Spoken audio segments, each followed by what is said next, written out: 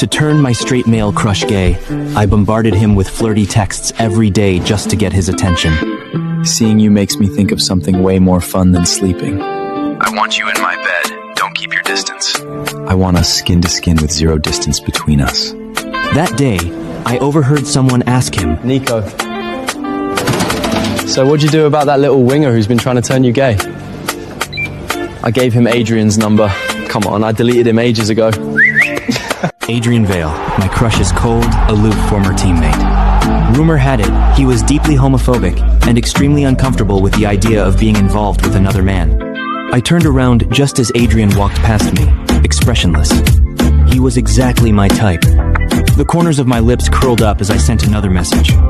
Handsome boy, your shirt must be working overtime trying to hold those pecs in. If this guy didn't like me, I'd just switch to another one. Nico twisted his ankle during the final training session before the European Crown League match. He was the brightest star at Castellan Crown FC, Spain's most prestigious club bowl, beautiful, always smiling, the kind of player who looked like a living flame every time the cameras found him. As for me, Leo Carter, I was a newly signed winger for Westbridge Albion FC, one of England's biggest clubs, fresh from the lower leagues. I came from an ordinary background. My resume was nothing special. He only got in because of his connections. How did someone with a resume like his make the first team? Since when has a club like Albion lowered its standards? He seriously thinks it's good enough. But none of that could stop me from liking him. When I heard Castellan Crown FC had arrived in London for their European Crown League knockout tie and that he'd been injured, I made a special trip to the club's affiliated medical center to visit him, maybe surprise him. Before I could push the door open, Everyone knows Adrian's straight. He can't stand gay guys. He's definitely going to make that little winger cry.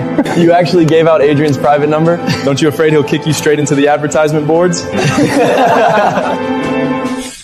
Through the half-open door, I caught sight of Nico. His right ankle was strapped into a rigid brace as he lounged against the hospital bed, surrounded by a few of his Castellan Crown FC teammates. Adrian knows I'm soft-hearted. He was the one who came up with the idea. No way. Adrian actually did something that nice? Adrian, is Nico telling the truth? Only then did I notice someone else sitting quietly in the corner. Dressed in a black training kit, he sat with his head lowered, completely focused on his phone. Adrian Vale, Westbridge Albion FC's star striker, British Crown League Golden Boot winner, worth well over 100 million. The media's golden boy, every sponsor's favorite, widely recognized as the coldest, most untouchable man in European football. Yeah. So, is he still texting you? Oh, please. He deleted the guy ages ago. Why would Adrian keep a creepy stalker like that around? Is he insane? The moment he finished speaking, Adrian suddenly stood up and took a picture of Nico's ankle, still wrapped in a support brace. Nico frowned. What are you doing? The team doctor asked for an update on your recovery. Nico didn't suspect a thing. Oh. Then he turned back to chatting with the others. The very next second, my phone buzzed twice in my pocket. I got hurt. Need my baby to kiss it better. I tapped the photo. It was the exact picture Adrian had just taken. I added Nico 2 months ago. No, I should say, I added Adrian. Back then, I hadn't officially made Westbridge Albion FC's first team yet. I'd only seen Nico from afar at a commercial event. He'd just been named Man of the Match in a European Crown League group stage game and was standing in the media zone, answering questions with effortless confidence. On impulse, I stopped him after the event and confessed my feelings. Nico neither rejected me nor accepted me. I've never dated a guy before. I'm not quite comfortable with it mentally. I need some time to get used to the idea. I thought he was giving me a chance. Later, he gave me a phone number. I sent him outrageously flirty messages every single day. He was good at playing along, too. Every few days, he'd send me photos of his abs, teasing me until I could barely handle it. Nico and I lived in different countries, and we never met in person during that time. So it never crossed my mind that the person on the other end wasn't Nico. Until today, standing outside the treatment room, listening to the truth unfold, my fingers turned ice cold, yet, strangely, my mind had never been clearer. When I didn't reply, Adrian kept blowing up my phone. Guess I won't get to see my babe this time. Let's meet after my ankle heals. Okay? Why aren't you replying? Are you mad? They are both good looking anyway. It doesn't matter who I was flirting with. Yeah, I'm mad. I need to see your abs before I'll forgive you. Through the window of the treatment room, I saw his expression turn unexpectedly conflicted. A while later, he replied, "Be good. I'll show you my abs tonight." No, I want to see them now. Inside the treatment room, Adrian hesitated for a brief moment before getting to his feet with a blank expression. Nico looked up. Valet, where are you going? The restroom. London was chilly, and when I zoomed in, I could even make out the tiny goosebumps on his skin. "Happy now, you little brat." After a while, Adrian finally replied, "Next time I see you, I'm going to make you pay for this." I looked at the message and nearly burst out laughing. That weekend, the FA Cup match kicked off. Nico was still sidelined with his ankle injury, but Madrid Royals remained in London to prepare for their upcoming Champions League clash. As for me, the newest signing at London Albion, I still hadn't made the starting lineup.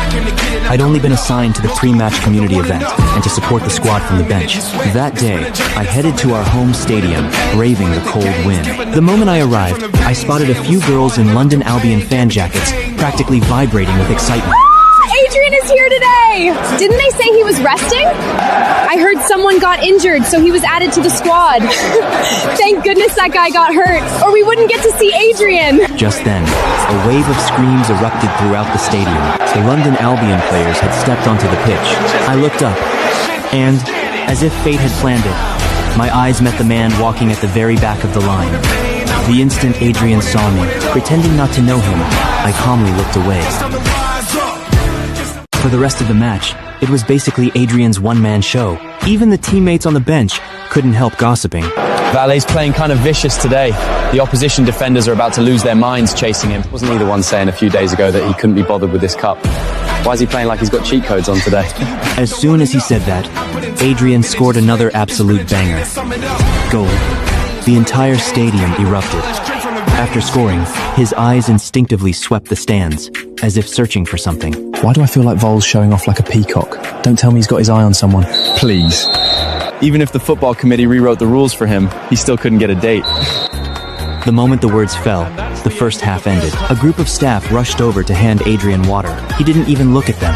Instead, he strode toward his teammates. No, toward me.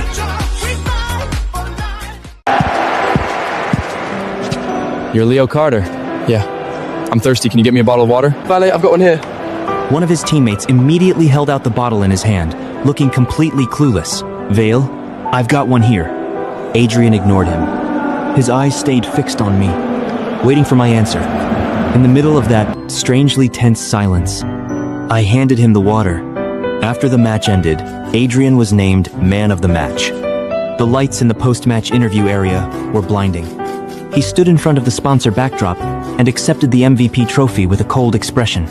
I took a blurry photo of Adrian, then sent it to Nico. "Is this guy your friend too?" "Yeah." "What?" Nothing. I just think he's pretty hot. "You like this type?" "He's not bad. If I'd met him earlier, maybe you wouldn't be the one I chased." "Wonder if he's okay with men." I lifted my eyes and looked at Adrian, who was standing not far away.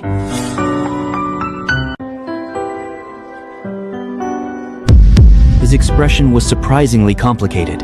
His lips were pressed into a thin line, as if he were lost in thought. It wasn't until the captain, Marcus Reed, Adrian.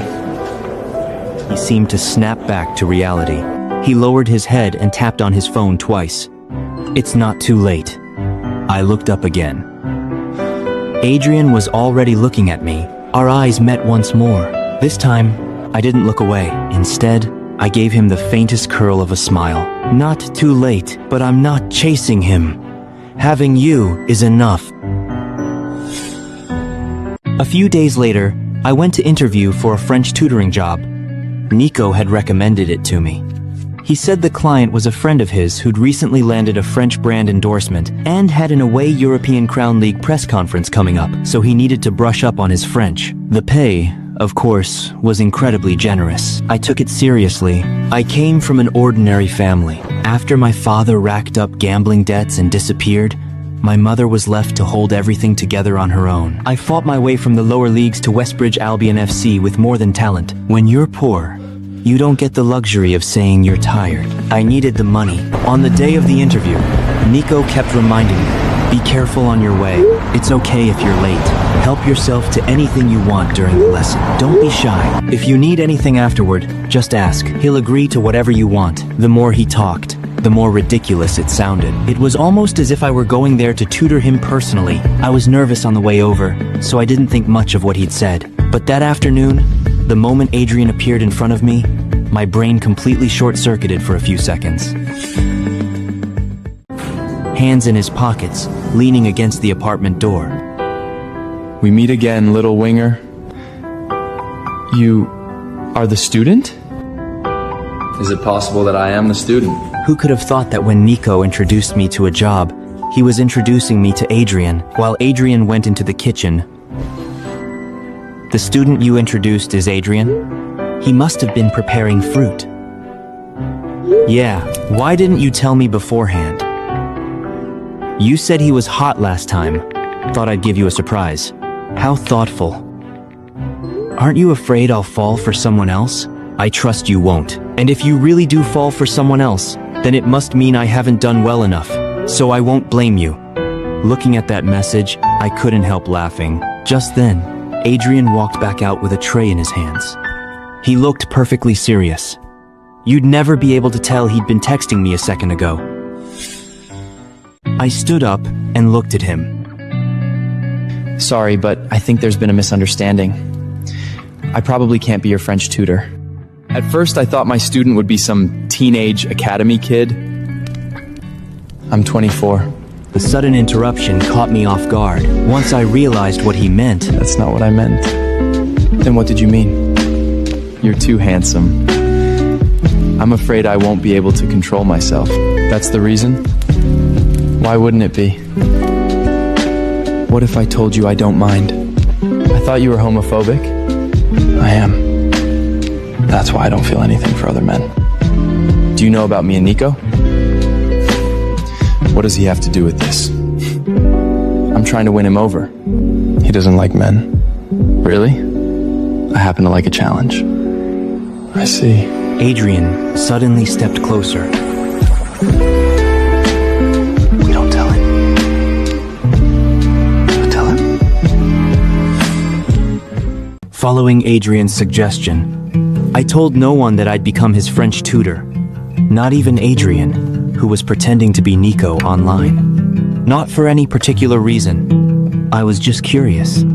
I wanted to see how Adrian planned to bring this ridiculous charade to an end. After that day, though, Nico started messaging me far less often. Instead, I found myself talking more and more with the account Adrian had created using a new phone number. I figured he was trying to gradually distance himself from his fake identity and start approaching me as his real self. But I had no intention of making things easy for him. So while chatting with Adrian, I kept pretending I had no idea that my crush was just Adrian's fake account, and I stubbornly continued sending shamelessly flirty messages in pursuit of him. That day, I showed up as usual for Adrian's French lesson. While he was working on a listening exercise, I leaned back in my chair and texted my crush. "What are you doing?" The moment I hit send, the phone lying on Adrian's desk buzzed twice. Someone's texting you. It's fine. No need to reply. So I ignored it and kept messaging my crush. "I want to see those big pecs. I've seen your abs. I've seen your chest. When do I get to see all of you?" Every message I sent made Adrian's phone vibrate non-stop. I deliberately said, Maybe you should check it. What if it's something important? Only then did Adrian pick up his phone. He glanced at the screen before setting it back down. For some reason, the atmosphere around him suddenly grew heavy. Pretending to be concerned, I asked, Did something happen? Can I ask you something? Why do you like him? Like who? You know who. You mean Nico? Because he's handsome? I want the truth. That is the truth. My feelings for Nico really had started with his face. The first time I saw him was during a league post-match interview. His English was flawless. His smile was dazzling. Even with the entire European press in front of him, he carried himself with effortless confidence and swagger. He'd scored the winning goal that night and walked away with the Man of the Match award. In that moment, he was the spotlight. But that first spark was like a pebble dropped into the ocean. It only sent a few gentle ripples across the surface. What truly brought us closer was a letter I sent later. At the time, I was still playing for a lower division club in northern England while taking language classes at night school. My father had gambled everything away, and our family had fallen apart overnight. My mother worked while trying to pay off the debts. As for me, I was being crushed under training, matches, school, and the weight of those debts. At one point, I even considered giving up football. There was no one I could talk to. For some reason, I thought of the man who had shone so brightly in that European Crown League interview area. He looked so confident. I wrote him a letter, searched online for Madrid Royal's public mailing address, and sent it off. I don't even remember what I wrote anymore. To be honest, I never expected him to receive it in the first place. But what I never saw coming was that Nico not only received my letter, he actually wrote back. During those years I'd rather not look back on, it was those letters, sometimes full of encouragement, sometimes answering my questions, sometimes just casual conversations that kept me going. Eventually, I worked up the courage to confess to Nico at a commercial event. He told me he only saw me as a younger brother, but that he was willing to give it a try for my sake. I never imagined he'd turn around and give me someone else's contact information instead. That was his way of rejecting my hopeless crush. I didn't want to tell Adrian any of that. Any other questions? Adrian kept his eyes on me. Do you think I'm handsome? Of course. Then, when are you planning to stop resisting me? His expression was completely serious. There wasn't the slightest hint that he was joking. Only then did it dawn on me. Could Adrian actually be jealous because of the messages I'd been sending? So, how exactly do you want me to stop resisting? Like this? In that instant, Adrian froze, as if he'd been nailed to the spot. A few seconds later, it was like a beast had finally awakened. He lunged straight at me, laughing. Remember who introduced me as your tutor? Adrian's eyes darkened. He caught my wandering hand in one swift motion and kissed me. I didn't pull away. Our lips met, then tangled together in a hurried, lingering kiss. The pen on the desk and the French worksheet were knocked onto the floor. The notebook lying farther back slid off after them. Its cover fell open, revealing the signature on the title page. Adrian Vale. The bold, sweeping handwriting was every bit as strong and commanding as the man himself. Focus. But, for once, my attention drifted elsewhere. For some reason, the handwriting looked strangely familiar. Just remember to keep this our little secret, Mr. Valley. Half a month later, it was the League Cup final. A few days beforehand, Adrian had already started asking whether I'd be there. Instead of answering, I shot back. You want me to come? Of course. So you want me to witness the top flight league golden boat and all his goals for in glory? I want to drink the water you hand me. Only then did I remember. The last time I'd been on the touchline, Adrian had asked me for a bottle of water. What? Is my water some kind of miracle potion? Drink it and you're guaranteed to win trophies? Yeah. So, how about you help me recharge my batteries before the match? On the day of the final, I arrived at Crown Dome Stadium early. I'd barely reached the entrance to the players' tunnel when I spotted a familiar figure in the distance. A bright red athletic hoodie, a support brace still wrapped around his right ankle. He stood out among the staff at a glance. Nico Alvarez. Doesn't Vale still have no idea we're here today? We made sure not to tell him. Thought we'd surprise him. What do you reckon? When he sees Nico coming all this way on a bad ankle, do you think he'll be so touched he starts crying on the spot? The three Madrid Royal staff members walked side by side. Even from a distance, I could hear them joking around. Then walked over to the service desk and borrowed a wheelchair. Need a hand, Mr. Alvarez? Leo Carter, what are you doing here? I didn't explain that I'd come to see Adrian. I heard you were supposed to play in the European Crown League knockout match. It's a shame you can't because of your ankle. Nico, he came all the way here just for you. Since you couldn't play, shouldn't you make it up to him? Exactly. True love doesn't care about gender. Just say yes already. It's not like I traveled halfway across the world. I'm with Westbrook Albion FC now. The moment I said that, not only Nico, but everyone standing beside him looked genuinely surprised. Nico had always assumed I was just some semi-professional nobody. He'd even thought I was nothing more than a fringe player from some lower division academy. That day outside the medical center, I'd actually overheard him joking with his teammates. Honestly, I'm not that hung up on gender. He is ridiculously good looking. Shame he's just some fringe player from the lower leagues. What could we possibly have in common? I don't want to date him, but I can't quite bring myself to reject him either. So I handed him off to Adrian. Out of sight, out of mind. Besides, I was honestly worried that if I turned him down, he wouldn't even get the hint. It didn't matter whether I came from the lower leagues or not. The moment Nico said those things, he was already out of my heart. He was a brilliant footballer, but as a person, not so much. What puzzled me, though, was something else. I'd written about my training, my language classes, and even my trial with Westbridge Albion FC in those letters. How could he still have gotten the wrong idea? Maybe it was my imagination, but after learning that I was now officially registered as a Westbridge Albion FC player, Nico's attitude changed noticeably. Either way, it's my fault you came all this way for nothing. How about we add each other again? Consider it my way of making it up to you. As if adding him back was some kind of compensation. There had to be something seriously wrong with this guy.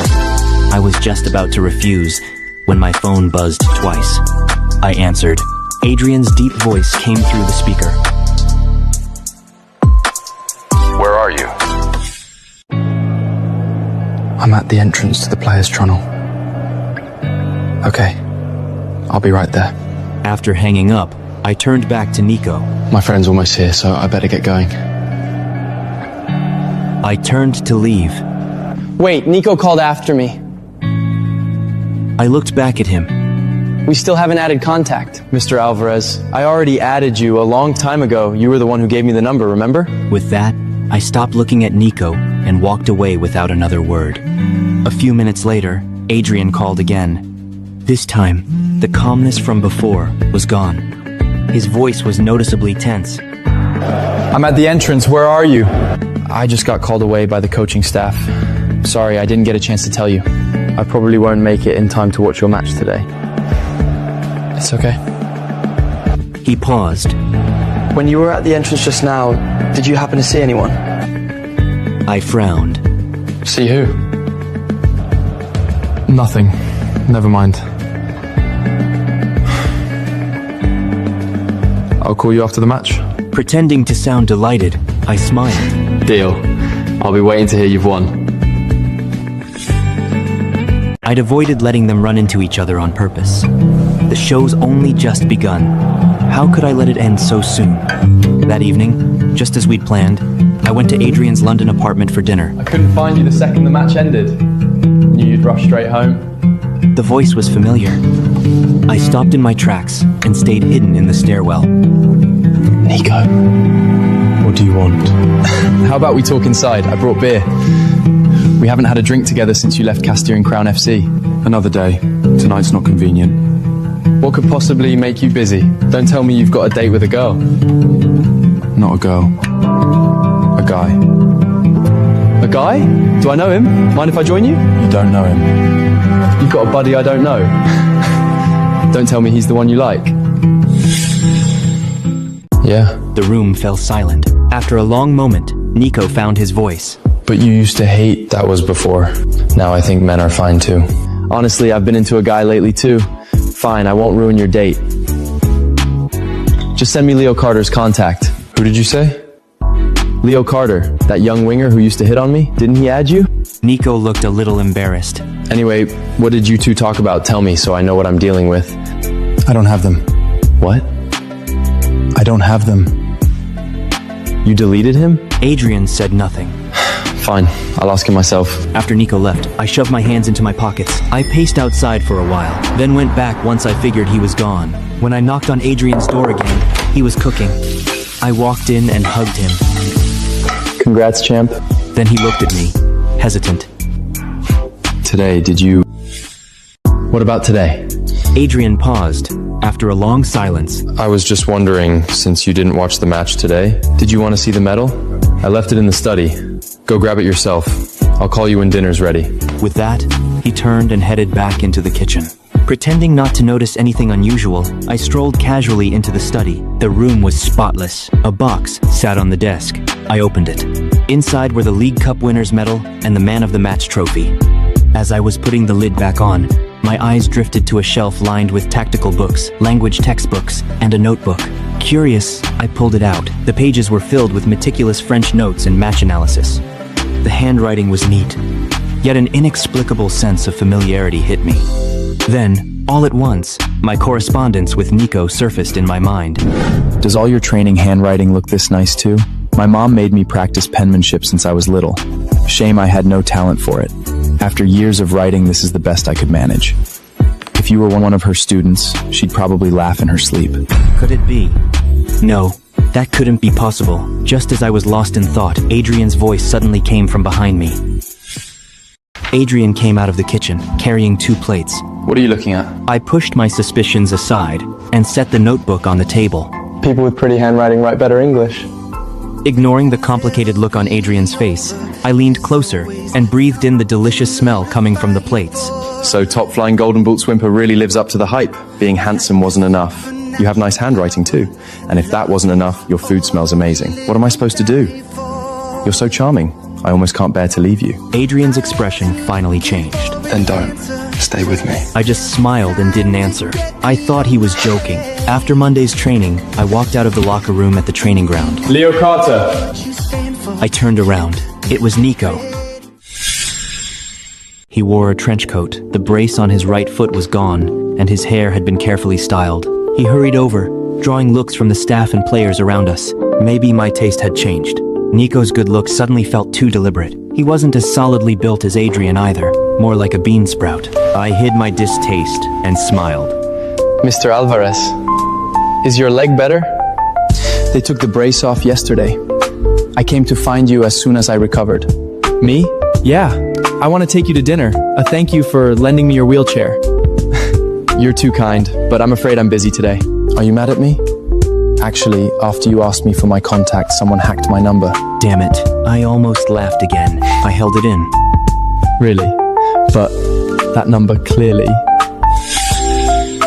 Whatever he did has nothing to do with me. Those account thieves are disgusting. I changed my number afterward, but I never got the chance to tell you. Did that person say anything unpleasant? Not really. Seeing that I wasn't angry, he relaxed. Then let's add each other again. We can grab dinner when you're free. Sure. I had no intention of having dinner alone with Nico, but I hadn't lied about being busy. That night was my final French lesson with Adrian for this term. After adding Nico, I took a screenshot of his profile and sent it to my crush. Nico said his account had been hacked from the beginning. So who are you? You've been talking to me all this time. What are you after? Then I waited patiently for a reply. But the person who used to answer my messages instantly didn't respond for a long time. When I was almost at Adrian's place, I sent another question mark. Then a friend request notification suddenly popped up. Adrian had removed me. I guessed Adrian was panicking. I started looking forward to seeing how he'd react when he saw me. But the second I opened the door, Adrian swept me off my feet. Startled, I instinctively wrapped my legs around his waist. He held me up with one arm, tilted my chin with the other, and kissed me without warning. The corners of his eyes were red. The panic and helplessness on his face were impossible to miss. I froze at first. Then I remembered that, according to the script, I was still supposed to have no idea who my crush was. So I relaxed and let myself enjoy the slightly fierce kiss. It took a long time for his breathing to settle. Don't chase him anymore, okay? Chase who? You know. Why bring this up all of a sudden? Didn't we agree not to tell him about us? Are you stopping me now because you want to steal your brother's boyfriend? Adrian shuddered, his gaze darkening. Yeah. You gonna let me steal you? I gave him a push. Quit messing around, let's start class. Adrian didn't move. Just as I was about to struggle out of his arms, he lifted me again. I'll steal you either way. After that night, Nico messaged me from time to time, asking when I'd be free to have dinner with him. Funny, really. Back when I was chasing Nico, he barely gave me the time of day. Now that I'd lost my enthusiasm, he suddenly seemed interested. I didn't think it had everything to do with the club I played for. It was just his ego. He couldn't accept that a man who had once pursued him so relentlessly had suddenly gone cold.